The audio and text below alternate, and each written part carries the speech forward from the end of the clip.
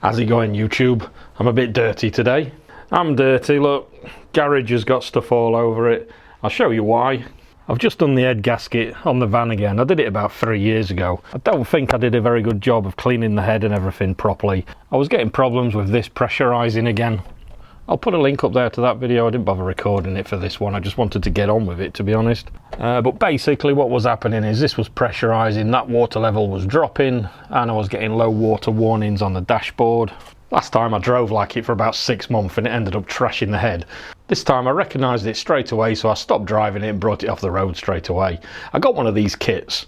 You get one of these little test kit things from eBay. You just put this in your header tank, put some of this in, run it for a while, and if that changes colour, then it's got exhaust gases in it.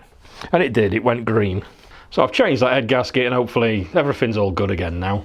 But the reason for this video is there's some stuff I'm wanting to do to the van.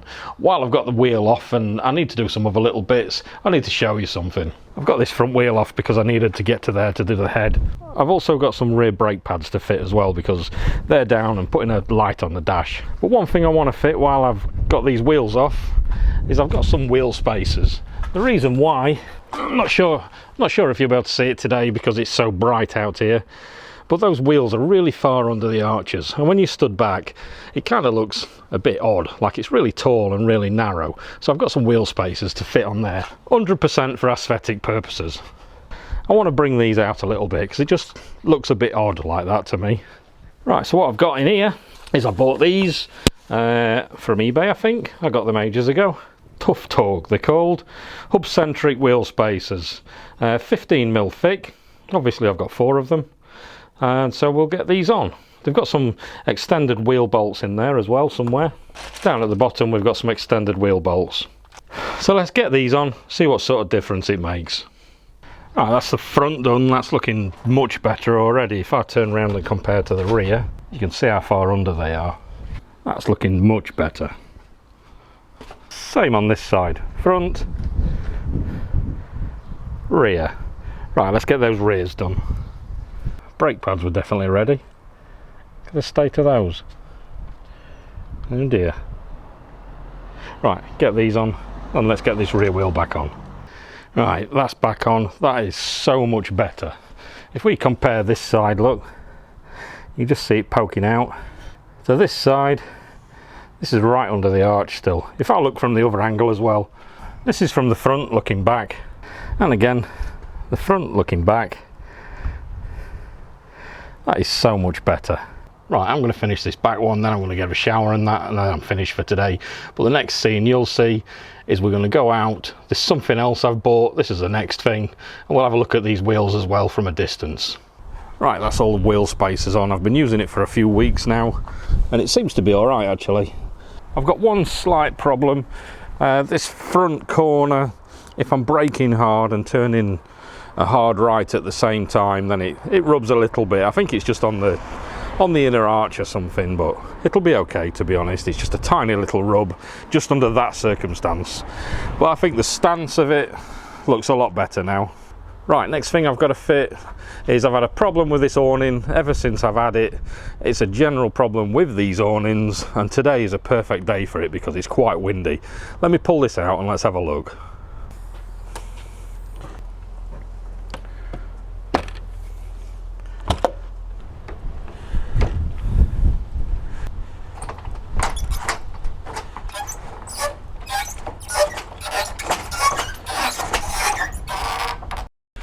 Right, there's the awning out. I've only actually used this a couple of times, and the reason is because of this problem. What happens is these arms here, they're spring loaded. So as soon as you get a bit of wind behind it, it pulls it in and it folds up like that. Today's a perfect day for it because it's quite windy. I'm sure at some point the wind will grab that and it'll lift it up, and it literally just pulls these arms in like this, and it folds and it flaps around, and they're quite unusable really in the wind. But Fiamma do an optional extra. They should give it with it, to be honest, but it's an optional extra. It's a rafter bar that goes in between to hold it out. So I've got one of those. Let's have a look at it.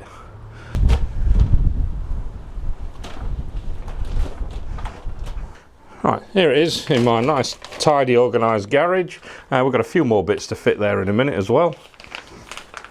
Here we are. Here's the rafter bar. Let's take it over here and have a look.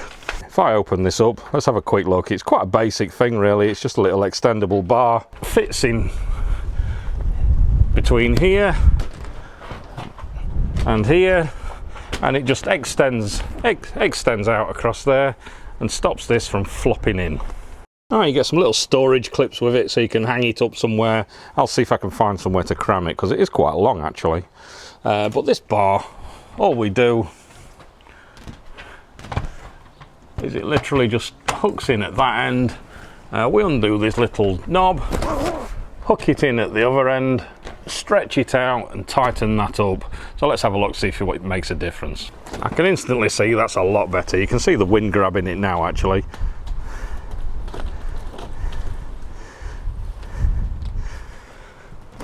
Yep, that's so much better. I don't know why this is an optional extra and not part of the awning itself, but it's definitely a must buy. Because using this awning, I've found the slightest bit of wind and it gets under there and it's just pulling this in all the time on the legs. Now I might be able to use it.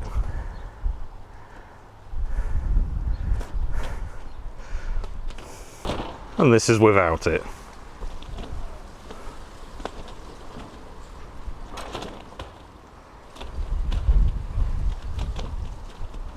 Let's see if I can fit it in here.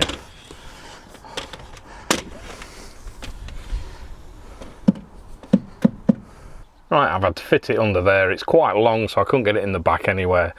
So under this cupboard at the front, look, I've fitted the clips and I've fitted it under there. It doesn't look bad because you can't actually really see it, so that's where it's going to have to live. So remember, if you do buy this, then it is quite long. These wheel spacers and this rafter bar I did actually buy myself because I wanted them. I weren't given them by anybody. This next item too, I bought this myself as well because it's something I needed. I've already got it, but mine's quite worn out now, so I've just bought a new one. Let's have a look what it is. Right, an essential item for any camping is blinds for these 3 windows at the front here. A lot of people, what they do is you have the big wraparound thermal blind there, and that's perfectly fine. But for the type of camping I do, it's a bit more stealthy. I want to blend in a little bit more. So I've got the ones that go on the inside of the windows. I'll show you the ones I've got now. They're always in here. They're quite beaten now because I've had these 5 years, I suppose.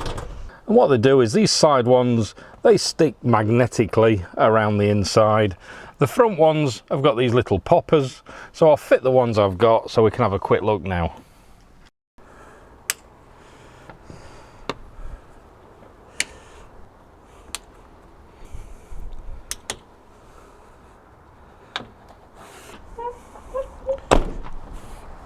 And as you can see, when they're in, that's nice and stealthy. They just look like tinted windows, which is absolutely perfect for the type of camping I do. These particular ones now are just getting old, to be honest. If we look inside, you can see all the gaps, just where they've started shrinking. We've got some of the magnets are missing. They've started ripping. I've sewn them back up again. So what I've done is I've been on eBay and I've got another set from a different company. These were just some cheap eBay ones. The new ones feel a lot nicer, so let's get them out of the packet and see what they're like. I've not even seen them yet, but from the weight of this packet, they feel like they're going to be a lot better quality. So let's open them up and see what they're like. Feels nice quality. I'm assuming these are pretty much the same, to be honest. Right, receipts there, so I've just remembered where I bought them from. These are from UK Custom Covers. There you are, UK Custom Covers. These are really nice quality, actually. There's some poppers we need to put in, so we'll get those fitted later for the front one. I'm assuming the side ones are magnetic. Yep, the side ones are magnetic, the same. This material feels nice, actually. Really nice, thick, stretchy. So let's get one of these in and have a look. Right, let's get this one off. Here's the new one. Right, there's the new one on. The magnets are less sticky, but to be honest, that's not a bad thing. Pulling those off is what ripped the material on the other ones in the first place. These feel nice. and it's a nice fit too. To be honest, they're covers, there's not a lot you can say about them, but I do like the ones on the inside. It's a lot more stealthy. These are the ultimate type of blind for when you're stealth camping. Just looks like a tinted window.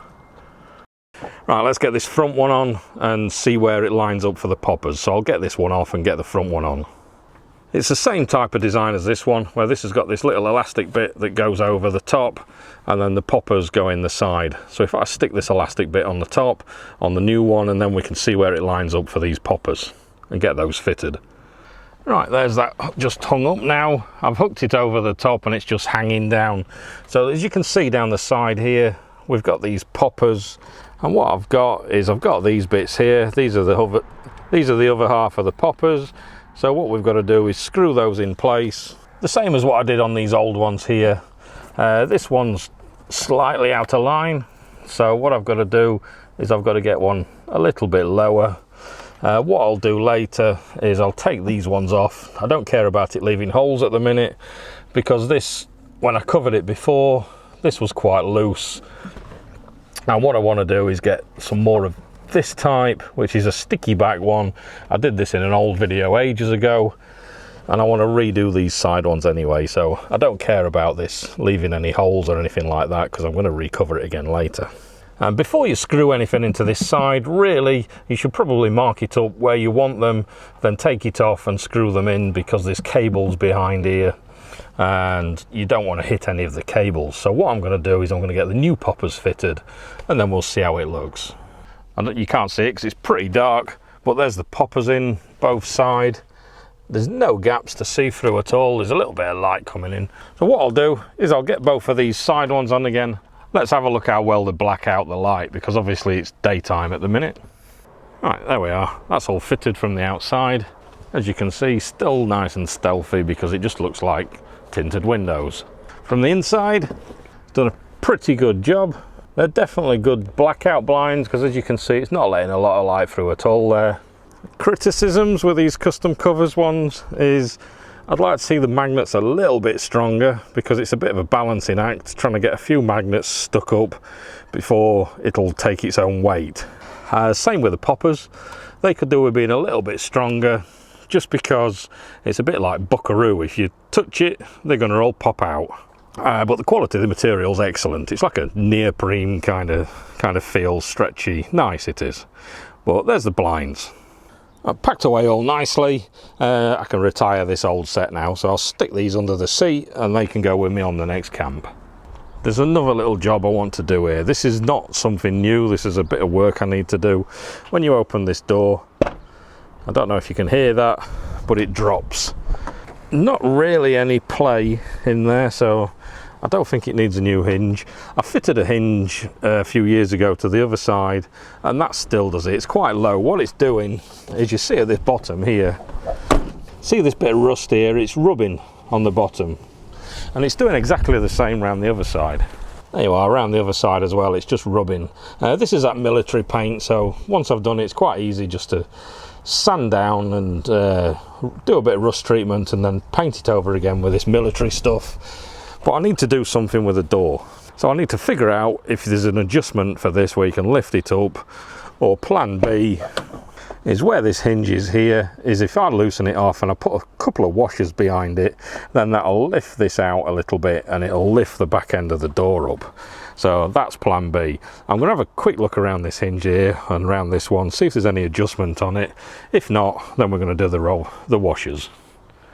Right, I did think at this front here that this bit might be on a cam or something, so you can turn it and adjust it, but it doesn't seem to be. Right, just done a bit of Googling, and apparently you adjust the height with the striker pin. So if I show you how,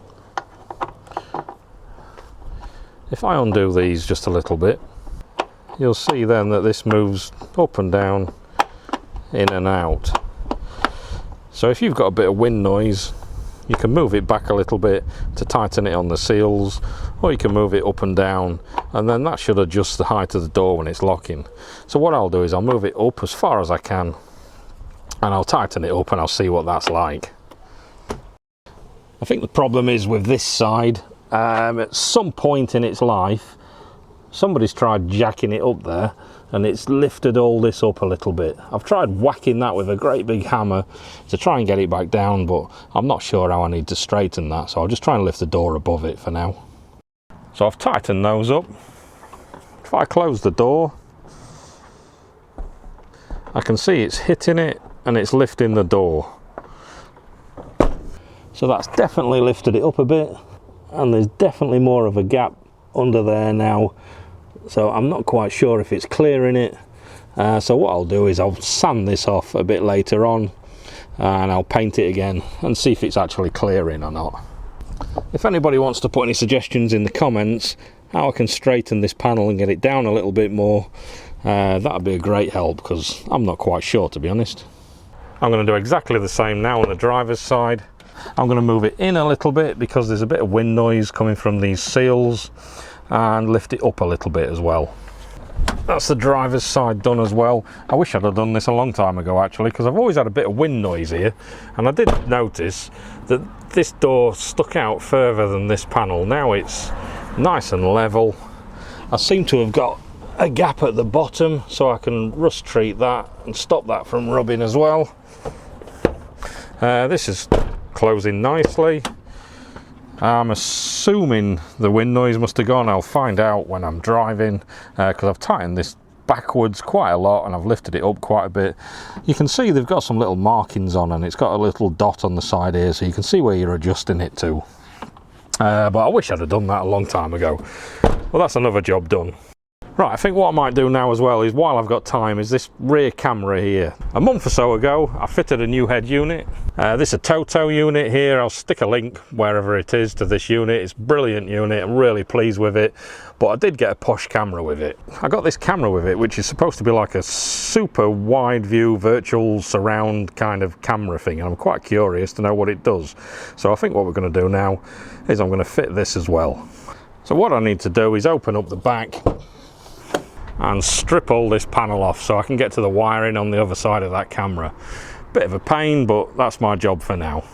Right, and just for comparison, this is how it looks now on that cheap eBay camera. There you are. So we're going to change it to the Toto one. Everything else in this video I bought myself, as I said. This camera was given to me by a Toto as part of this radio, so I didn't pay for the camera.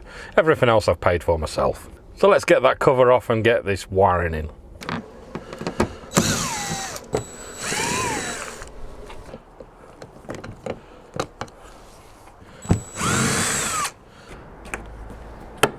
I've got that bit down. What I need to do is take this bit off here. On the back there, I don't know if you can see it, there's a little nut there near the number plate lights, one on each side. So I'm going to take that off, and the one on the other side as well, and then hopefully that bit should come off. There's one more right in the middle down there. Right, there's another one this side as well, so I've had to take this off completely. So there's 4 to get that off. So I'm going to get a spanner down there and take that one off as well. If I remember correctly, this plug here that goes to the number plate lights, there's a little black wire at the side. I'm sure that's the camera cable. If I take this out, see if it's plugged in behind here. Right, there it is. This one here is the power, and this black one coming down is the video. I remember it being an absolute nightmare to run it all the way down here, through this rubber grommet, into the roof, and then down to the front. This bit here, I believe, was the worst bit in getting it through that rubber grommet. And then it goes across through this hole here, into that little bit at the back. And then what I've got is the cable comes across and goes to the camera in the middle. So what we'll do is we'll get the new camera. Alright, what I need to do is remove this old camera. So I'll take that off now. I've disconnected this plug.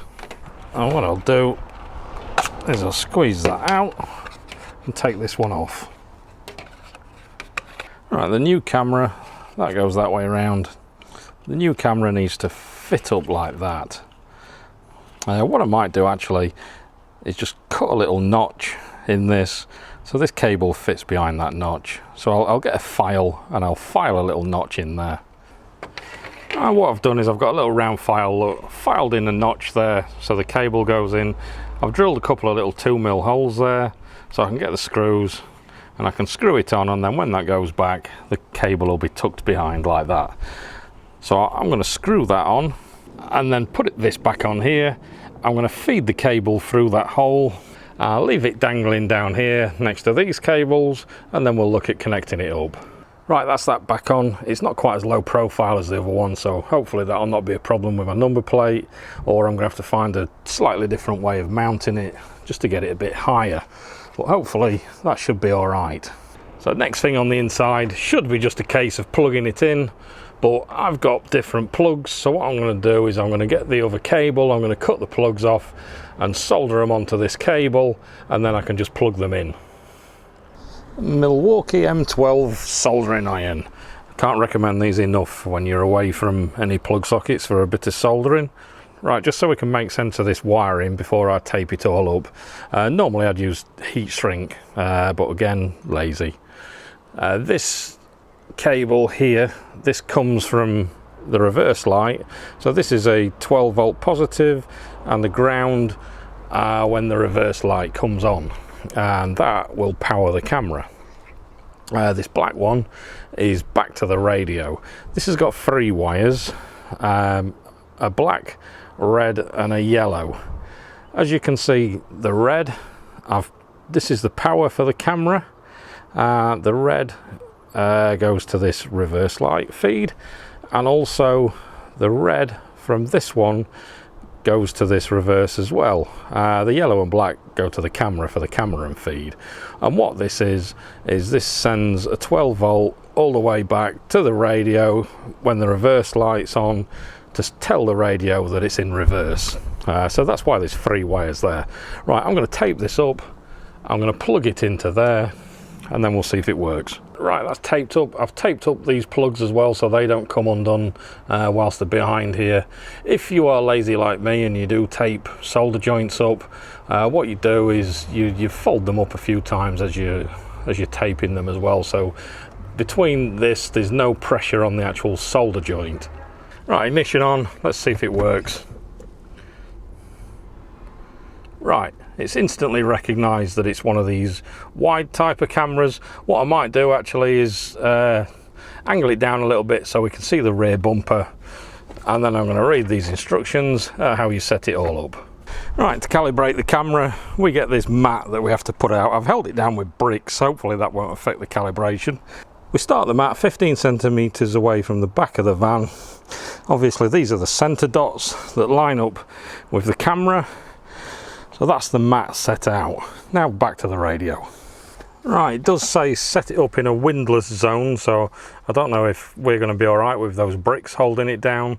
To be honest, we'd struggle finding a windless zone enough not to lift that up anyway, because it is quite light. Apparently we put it in reverse. Click right zone 6 times continually and simultaneously click the center 1 time to pop out the setting menu. Right, figured it out. We have to do 6 times right in this right hand corner, then click anywhere.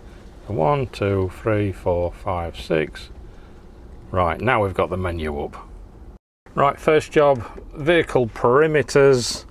If we go to other, vehicle length, because obviously this is a van, 5290 according to Google. Right, set the width, 1904 according to Google again. Right, so save and exit. That's the van size. Start calibration. Apparently this takes some time. I don't know how it's going to work with the bricks. Let's see if it works okay. Right, apparently it says calibration succeeded. So I think that's it. So if we click save, exit. Right, so there we are. We've got the view here, the normal view of the camera. This is obviously wide angle, and then we've got this that shows us the area around the car at the back. Right, so if I remove this mat now, and let's see what it looks like when I'm reversing it back into its normal spot. See if I can hold the camera and reverse at the same time.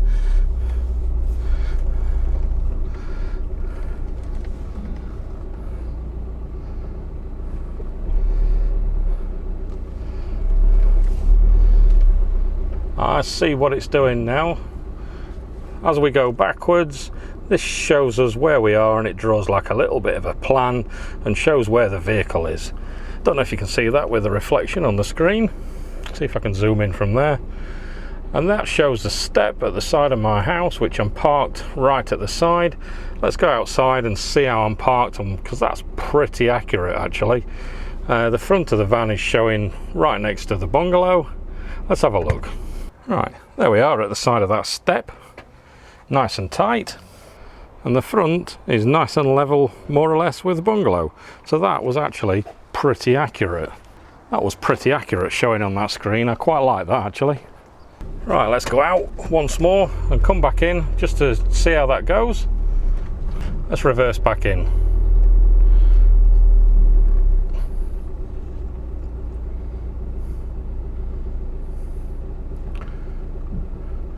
Yep, nice and accurate.